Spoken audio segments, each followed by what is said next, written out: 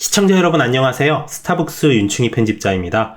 오늘은 하루공부 365에서 인생을 망치는 휴식법이라는 글을 가지고 이야기를 나눠보겠습니다. 휴식의 중요성은 알지만 쉬는 방법을 아는 사람은 거의 없다. 과연 우리는 진짜로 쉬고 있을까? 게임을 하면서 쉰다는 사람이 있다. 게임을 통해 스트레스가 해소되고 충전이 완료되어 해야 할 일에 집중할 수 있다면 그것은 괜찮은 휴식을 취한 것이다. 하지만 그것이 가능할까? 게임 때문에 스트레스를 받고 피곤해지는 경우가 더 많다. 그것은 온전한 휴식이 아니다. 여유 시간이 없다고 생각하는 사람이 많지만 설문조사에 따르면 사람들의 여유 시간은 꾸준히 늘고 있다.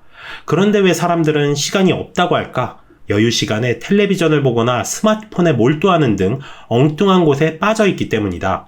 객관적으로는 여유가 늘었지만 주관적으로는 줄어든 셈이다. 제대로 쉬고 싶다면 인지 능력을 안 쓰는 방향으로 쉬어야 한다. 그래야 제대로 충전이 이루어져서 필요한 순간에 인지 능력을 발휘할 수 있다. 진지하게 생각해보자. 당신은 오늘 무엇을 하며 쉴 것인가? 휴식은 지속 가능성을 확보하기 위한 필수 수단입니다. 인간은 로봇이 아니잖아요. 휴식을 통해 에너지를 보충해야 일이든 공부든 지속할 수 있죠.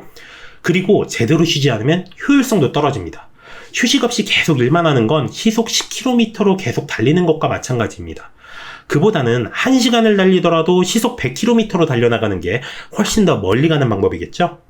휴식에는 여러 가지 방법이 있을 텐데요. 오늘은 그 중에서도 특히 쉬는 시간을 제대로 활용하는 방법에 관해서 한번 이야기를 나눠보겠습니다. 쉬는 시간을 제대로 활용하기 위해서는 두 가지 핵심을 알아야 합니다.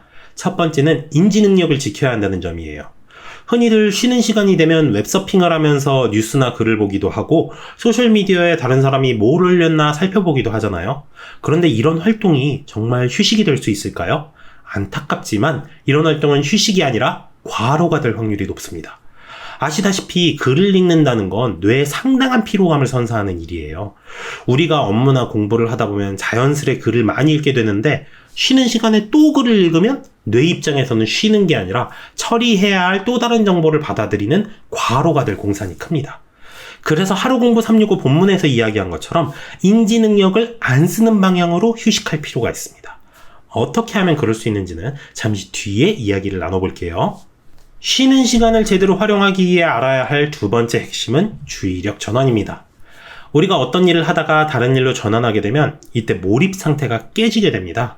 다시 최고조로 몰입하기 위해서는 10에서 15분 정도의 시간이 필요하다고 하는데요. 요것 때문에 멀티태스킹은 사실상 허상이다 라는 이야기가 나오기도 합니다. 이 일 했다가 저 일 했다가 하면서 여러 일을 동시에 처리하면 사실상 몰입을 깨트려서 효율을 떨어뜨리는 일이 되어버리기 때문이죠. 그런데 이건 휴식도 마찬가지가 될 수 있습니다.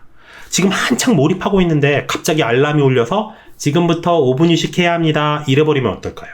당연히 몰입이 깨지고 같은 몰입 수준에 도달하려면 10에서 15분이라는 시간이 또 필요하겠죠?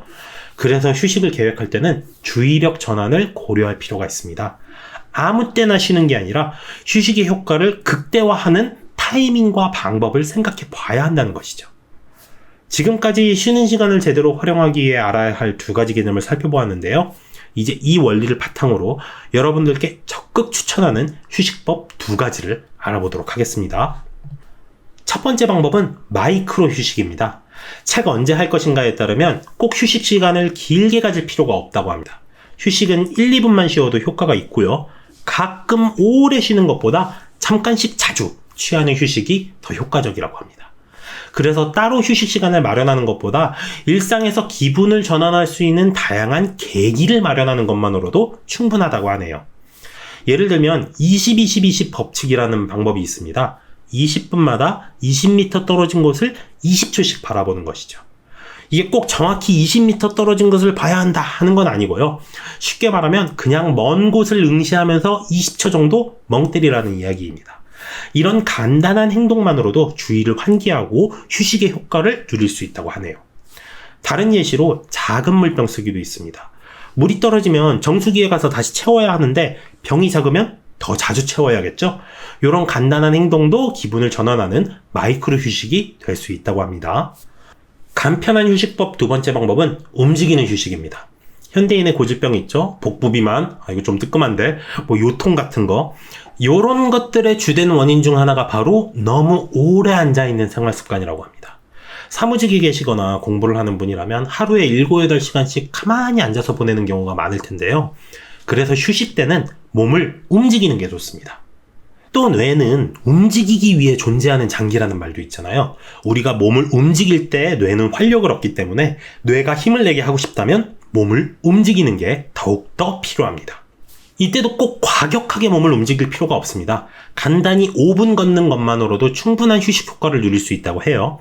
아니면 스트레칭을 하는 방법도 있고요. 언제 할 것인가의 저자는 팔굽혀펴기를 추천하더라고요. 팔굽혀펴기는 간단하게 할 수 있는 대표적인 전신 운동이라고 합니다. 이것도 많이 할 필요 없어요. 딱 2개, 더 할 수 있으면 5개 정도만 하면 됩니다. 뭔가 오후에 졸음이 쏟아지고 타성에 젖어들 것 같을 때 반짝 전신에 힘을 주어서 정신을 차리게 하는 방법으로 팔굽혀펴기 2-3개 정도 하면 정말 좋을 것 같아요. 앞서 말씀드린 방법들은 우리가 먼저 이야기한 쉬는 시간 활용법의 핵심을 잘 따르는 방법들입니다. 휴식 때는 머리를 쉬게 하기 위해 글이나 소셜미디어를 보기보다 가볍게 몸을 움직이는 게 좋고요. 몰입을 깨지 않도록 1, 2분 정도만 잠깐 주의를 환기하는 식으로 휴식을 취하는 것이죠. 그것만으로도 충분한 휴식 효과를 누릴 수 있기 때문입니다. 이러한 원칙을 바탕으로 제가 소개해드린 방법 이외에도 본인만의 마이크로 휴식법을 개발하는 것도 좋을 것 같습니다. 그런 휴식법이 있다면 댓글로 공유해 주시는 것도 좋을 것 같아요. 오늘 내용을 정리해 보겠습니다. 쉬는 시간을 제대로 활용하려면 인지능력 보정과 주의력 전환이라는 개념을 먼저 파악할 필요가 있습니다. 이러한 원리를 바탕으로 2가지 휴식법을 추천드리는데요.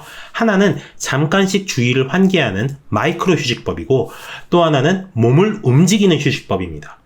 처음에 말씀드렸다시피 우리는 로봇이 아니라 사람이죠. 휴식을 취해야 더 오래, 더 활발히 활동할 수 있습니다.